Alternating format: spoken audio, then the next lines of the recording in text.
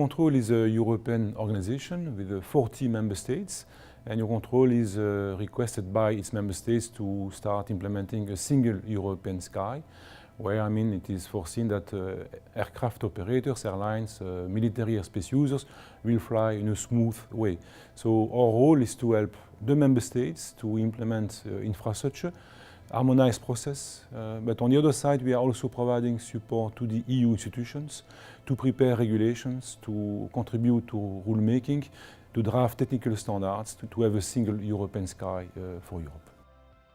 We are a natural partner, or I would even say a potential customer, because we are, as I've said, proposing solutions for 40 states. That it means that the space technology is a natural candidate to offer a seamless and a single technical solutions for the service provision, for navigation, for remote sensing. An example is the agreement we have signed last week with the GNSS Supervisory Authority, the GSA, an EU agency, where Eurocontrol and GSA have agreed to have a joint work program to start helping to deploy satellite navigation technologies for the aviation sector. A more concrete example is today we are considering that satellite navigation, let's start with satellite navigation now, is the best solution to optimize the trajectory to go from A to B.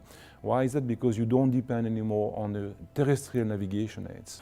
Another example is to have for landing and approach in airports, where with satellite navigation we can optimize the fly path to land, so avoiding to overfly cities or village municipalities, to avoid creating noise. And that is what satellite navigation can provide when terrestrial systems cannot.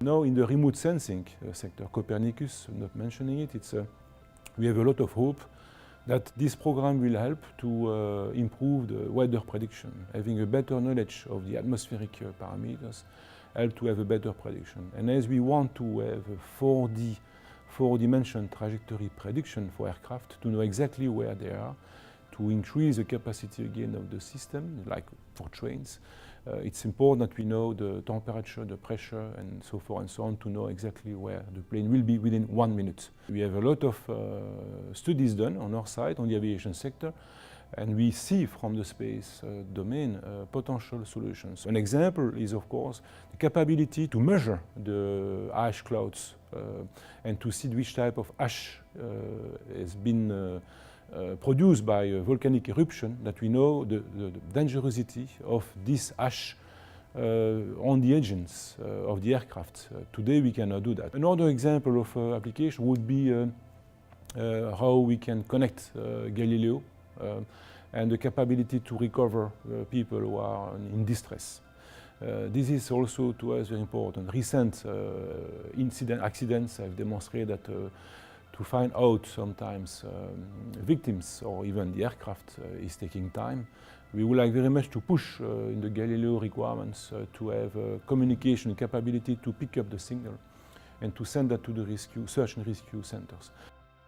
We have something also in mind, back to the remote sensing, to Copernicus, is the land use planning. When you see the last 20 years the airport developing, you see that sometimes authorization to build up houses around the airport is done in a hectic way. And we could, from satellites imagery, we could, by following up and monitoring the land use as it is now done in major airports, see what are the threats for the citizens around the airport, but also in case of natural events due to climate change, unexpected rains or floods problems, that we would like to predict how the airport infrastructure or even basic infrastructure in the transport sector could predict where we will have problems.